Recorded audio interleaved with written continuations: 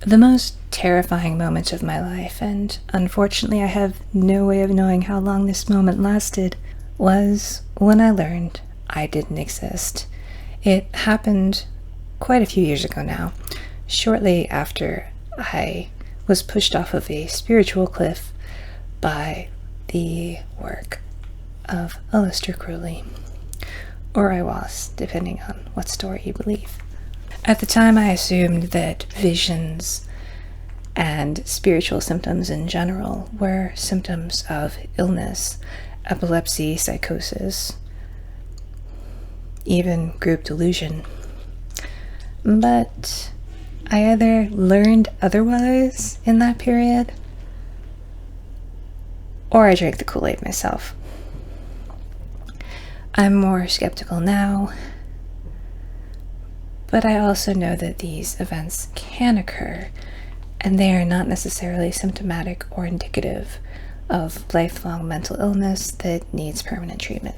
Sometimes yes, but sometimes no. These things, these spiritual events, also occur in ordinary, reasonably sane people. Calling myself of that time sane is slightly hilarious, but let's roll with it. So after I read that book, I had certain spirits appear to me, which I naturally assumed meant I was going mad. But after being given quite a few proofs to the contrary, I decided to listen to the voices, and that's how I learned to meditate. I was given instruction by the voices in my head. It was good instruction. I don't know how the information got there. Spirits aren't real, but I do read a lot. We went through a few different types of meditation, starting with pranayama that I refused to do correctly. He wanted me to breathe alternatedly through the nostrils, and I just thought that was stupid, so I didn't do it. I now have learned enough to know that wasn't as stupid as it sounded to me at the time. But later he taught me different types of meditation, so my initial resistance wasn't critical. It was really smart to begin with pranayama, because I was very skeptical of spirituality and religion and meditation. I'd heard about them a little bit, but it always looked and seemed ridiculous, and if I'm completely honest, it still looks and seems ridiculous, but I know it works. And pranayama is a great place to start because everyone can control their breath to some degree. Me less than most, thanks to asthma and allergies, but I can still control it enough to see that controlling the breath could lead to cognitive changes, which was interesting enough for me to persist along the meditation learning and practicing pipeway. The specific practice that brought me to that moment where I learned I didn't exist was neti meditation. That is, I believe, a Sanskrit phrase that means not that, not that. It's basically the same as apophatic meditation.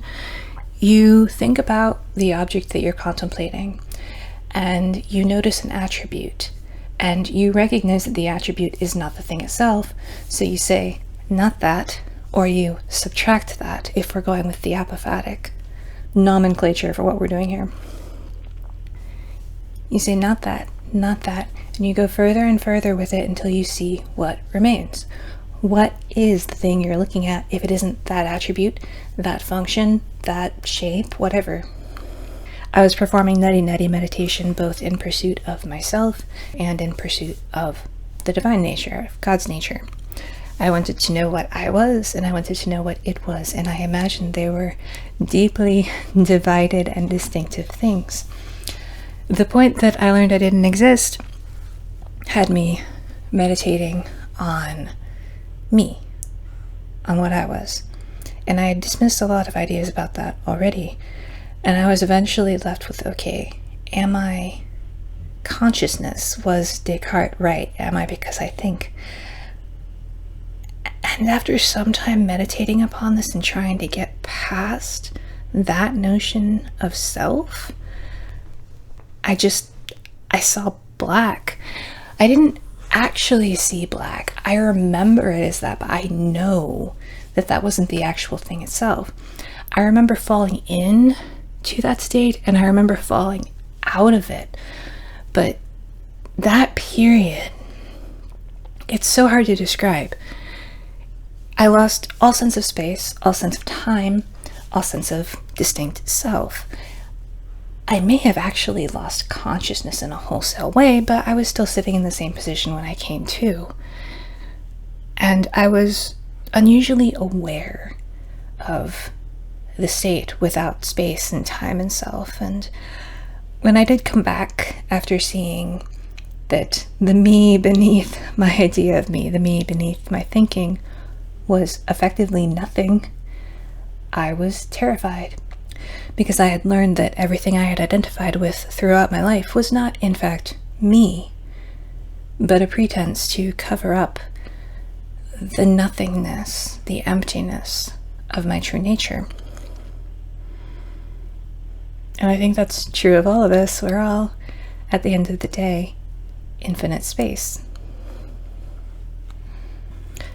And after coming to that realization, it was very difficult to take this body and my ephemeral thought-based notion of who I was seriously, because I know it's not integral to my being. I've been beyond that myself, with enough awareness to know it, if not to remember clearly what the state itself was like.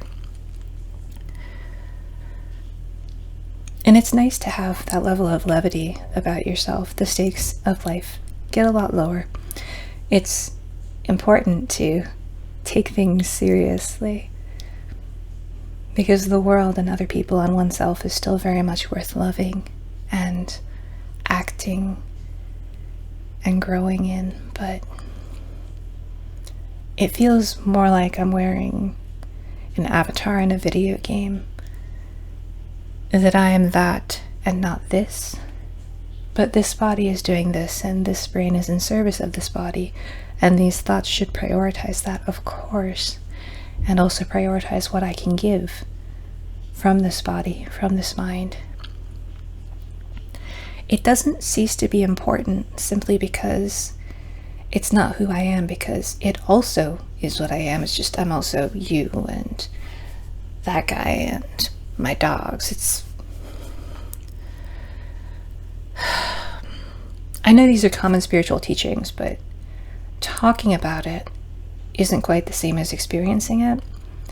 And I'm all too aware that my descriptions are wholly inadequate to communicate that experience, but that experience definitely worth seeking. Neti meditation, good stuff. Go ahead, try it. But maybe you don't really need to try it, since you enter that state every day as it is.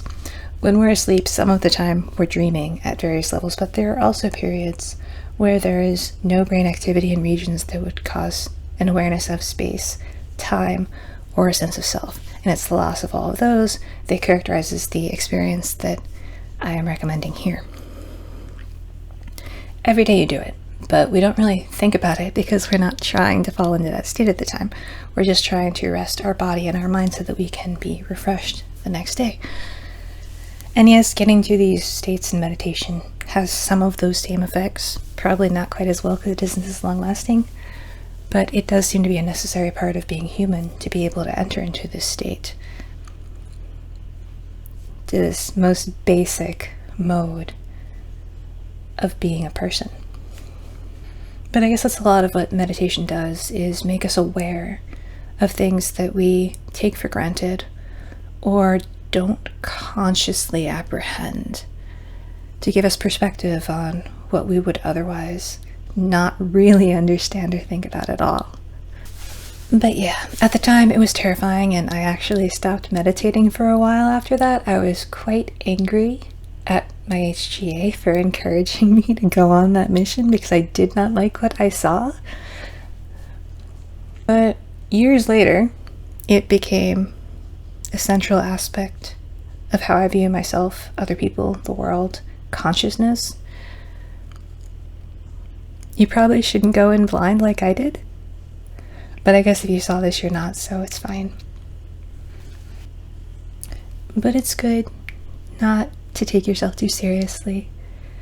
It's good to know that the world really is play, as we assume, various persons. And it's good to know that we are all resources that we collectively, you and I, and the nothingness that we share, are working on together. Truly, we are perfect, being not. I suspect God is ultimately the same as me. It took me even longer to make that connection. But it does seem intrinsically true. I heard a story at one point about there being, I think, a yantra, anyway, a little like Hindu symbol of a god or the universe, and at the center there was a movable point, and you could move it away and there was just empty blackness in the middle. And that's us. That's what our consciousness is. That's the world we construct, even if it is something else beyond that in an objective sense external to humanity. The root of our thinking is not thinking. The root of the world that we are in is not being. And yes, you are that.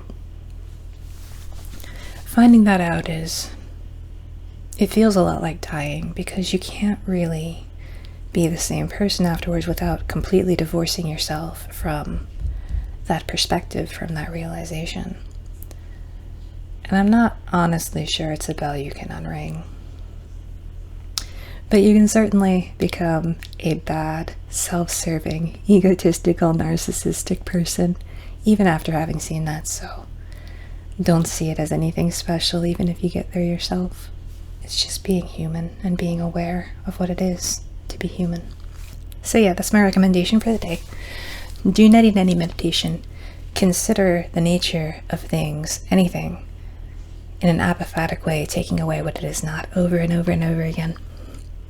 And then you'll find you and me and God, which is the same thing. Do what thou wilt shall be the whole of the law. Love is the law. Love under will.